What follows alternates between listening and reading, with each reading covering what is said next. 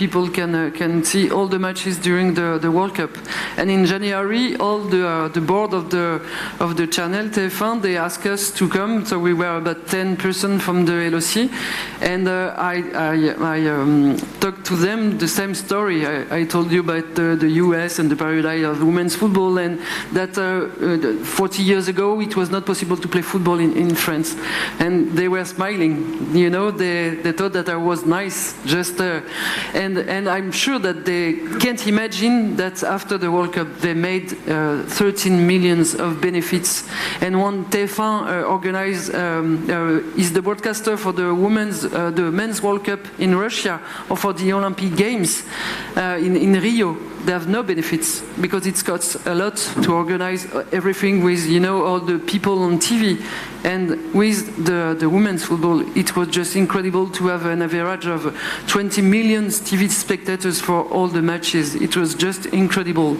And I think that before they have no representation of what could be a World Cup for women's football, and I think that we have to prove with the video, with the game, and it's the responsibility of every people who wants to make the thing change, to show what is the game of women's football today. Very insightful indeed. Before we wrap up, are there any questions? We do. A comment is fine. Hello. Can you hear me? Yeah. We can. Hello. My name is Katarina Salta. I'm from Greece, a co-founder of Athens WFS, the first refugee and migrant women football team in Greece. Thank you both. Really inspiring what you share with us. Regarding the World Cup in France, really impressive the numbers. Another thing that I don't know if most of the people are aware over here is the number of actions of side events organized by NGOs and grassroots organizations in Lyon during the World Cup in order to promote gender equality, vulnerable women's rights, etc. Personally, we traveled to Lyon in June to participate in the Festival of Football organized by US organization Equal Playing Field, an attempt to break a world Guinness record of the most women playing on a five-a-side pitch. The heat was horrible, but nevertheless 800 women from all continents, we were there. So as a person from the humanitarian aid, not from the professional football, from sport for development sector, it was impressive how World Women's Cup inspired so many women to raise their voices together in Lyon, in France, for women's rights. That's all. Okay. Thank you. You have to respond. I'm sorry, I don't understand everything. Just the part. No. Okay. Yeah. We're happy to leave there. Thank you for the comment, and of course, thank you here. Marios will just... Andrea, if I may? Yes, you may, of course. A little unscripted surprise. Yes. And those of you who know me know I like to surprise women. A little story. We've got nothing but time, Jim. Okay. Move. As you know, my name is Jim Gooley. I am named after my mother's uncle, Jimmy Murphy, from New Jersey. 101 years ago, Jimmy Murphy was drafted into the U.S. Army and was told with his 77th Division to go into the Argonne Forest in France. It was the summer of 1918. The Argonne Forest is between Belgium and France, and the Germans for a year had hunkered down in this forest and were unbeatable with their machine guns. And the USA said, we've got to put an end to this, and drafted 30,000 young men from New York and New Jersey. And my mother's uncle, he was 18 years old, he was one of them. He, with his battalion, drove into the Argonne Forest and became trapped. They went in, and their flanks were not accompanying them, and they became instantly surrounded by the Germans, and for 3 days were bombarded by the Germans. They are known as the Lost Battalion. You know of the Lost Battalion, yes? Okay. The Lost Battalion sent a pigeon out after 3 days, a wounded pigeon who is very famous now. There is a monument to this pigeon in the forest. My granduncle Jimmy was killed on October 16th, 1918.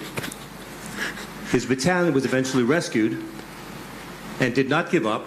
They continued to battle through the Argonne Forest and compelled the German army to surrender. And on November 11th, they did so. And when they asked the Germans, they, in the debriefing afterwards, the German general said, "Where did you find these guys? They are fearless." And of course, the response was New York. What was interesting on top of all of this is the battalion was named the Liberty Battalion. On their helmets was the emblem of the Statue of Liberty. And my mother's uncle, Jimmy Murphy, was part of that battalion. He is now entombed, he's buried in the cemetery just on the outskirts of France. It's a very famous the very first cemetery monument off our shores in row 1. Imagine if he hadn't been there. Would we be here today, or would we be speaking a different language? In any event, me representing his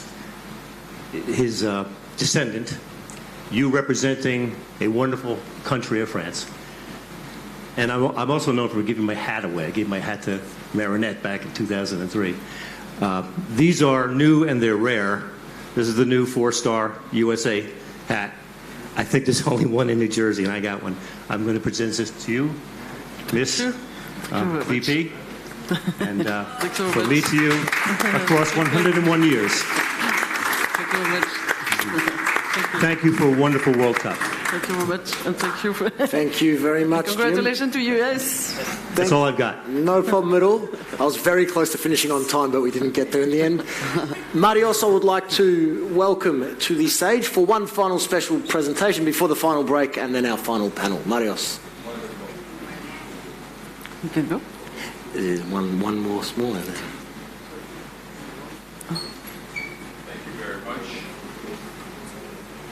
Thank you very much for an exceptional presentation here. I don't want to take too much time other than to, of course, once again thank you all for giving us incredible perspectives and allowing us the opportunity, a small opportunity to share in your incredible experiences, your great accomplishments, and we commend you both for everything you've done. The reason we're taking a moment to make a special announcement right now is exactly because of the importance of this World Cup that we just experienced for many of the greatest World Cup we've ever had. And we just would like to take a moment to thank you, Brigitte, for your incredible contribution to the women's game, taking this opportunity of this presentation and having you with us here in Athens. And let me just turn this over to Aisilos. Just pass the microphone or introduce Nikos. Nikos is our partner in something really initiative. It's an artist. Nikos has made great arts in the sports industry, and it's an honor to us to have Nikos with us. Nikos, the last days, has an idea to create something for Brazil and from France Football Federation and to the women's football. It's an honor to provide it. Oh, thank you. Thank you very much. Oh, that's cool. Thank you. Can I?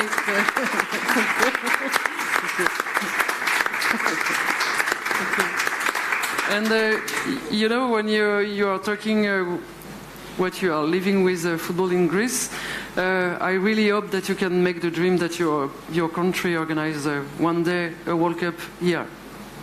I hope for you. Congratulations, Brigitte. Thank you very much. Congratulate you. Thank you. For everything. Thank you very much. Thank you very much. A very, very special presentation indeed. Another round of applause for Ebru and Bridget. All the countries won with the World Cup. Okay, last coffee break. See you in 10, 15, maybe 20, but hopefully 10. See you very soon. Bridget.